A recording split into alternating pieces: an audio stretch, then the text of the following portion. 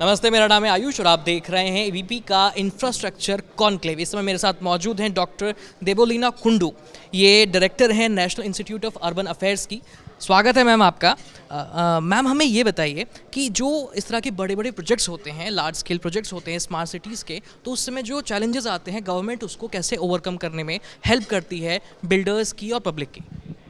सिर्फ smart cities mission तक मैं अपने आप को सीमित नहीं रखूँगी, क्योंकि स्मार्ट सिटीज़ मिशन सिर्फ 100 सिटीज़ को आधारित है, जबकि हमारे पास अमृत है जो जितने सारे स्टैट्यूटरी टाउन्स है अपने देश में, those all have been covered, right.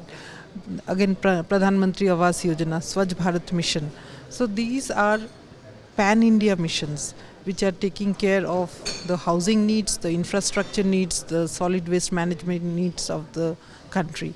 So first and foremost जहाँ पे हमारी ये होना चाहिए इंटरवेंशन, वो है capacities of the urban local bodies. शहरों का जो कैपेसिटी है, अगर आप उनको फंडिंग भी दें सेंट्रली स्पॉन्सर्ड मिशंस के तहत, क्या हमारे शहर को वो उतना कैपेसिटी है वो फंडिंग को एब्जॉर्ब करके, other than operation and maintenance, कोई कैपिटल इन्वेस्टमेंट करने का? I think that is one important area.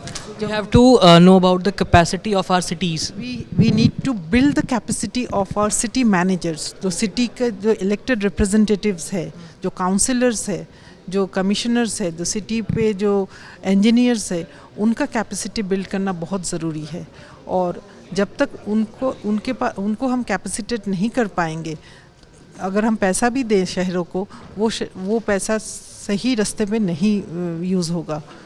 तो जो स्मार्ट सिटीज़ मिशंस जो 100 शहर में इन्वेस्ट किया गया था, इसके कारण we had set up special purpose vehicles, SPVs के तहत हमने ये प्रोग्राम चलाया। क्योंकि हमारे शहर में वो कैपेसिटीज़ थे नहीं। So we are trying to build the capacities of a cities, but I think we need long way to go.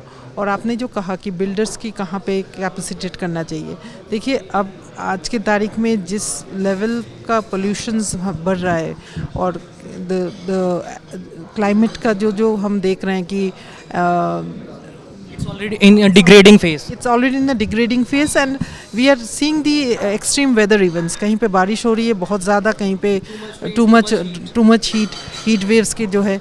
So for these, I think the city managers, the city officials need to really work in these lines, and also there needs to be a climate resilient officer in each city, जो सूरत ने किया, गुजरात के कई शहरों में है, तो बाकी शहरों में क्यों नहीं है? हर एक शहर में एक क्लाइमेट लेंस से सारे प्रोजेक्ट्स देखा जाना चाहिए, और जो बिल्डर्स है उनको भी आई थिंक क्लाइमेट के ब्राउन इंफ्रास्ट्रक्चर की जगह ग्रीन इंफ्रास्ट्रक्चर की तरफ ध्यान देना चाहिए। और आपने सवाल पूछा मुझे कि नागरिक को क्या करना चाहिए। I think each and every citizen is responsible for his और her own city.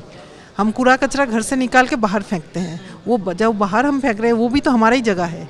Till the time we understand this, अगर आप आज इंदौर जाए या उज्जैन जाए, आप देखेंगे कहीं मार्केट प्लेस बोलिए, कहीं पे दुकान, कहीं पे एक थोड़ा सा भी कूड़ा कचरा, Learn their responsibility. they are responsible. It's not that they need a stick to clean the place. They now recognize that cleanliness has become a jan andolan. So that needs to come in every city. I come from a city called Siliguri in the northern part of Bengal, which is too dirty. I think if we rate all our cities in the country, we are the dirtiest city. So why can't Siliguri do that? So I think there the responsibility of each and every citizen comes, the market, the traders association, and the people at large. Until and unless we take the onus and responsibility, we cannot really drive urbanization in a meaningful and inclusive, sustainable manner.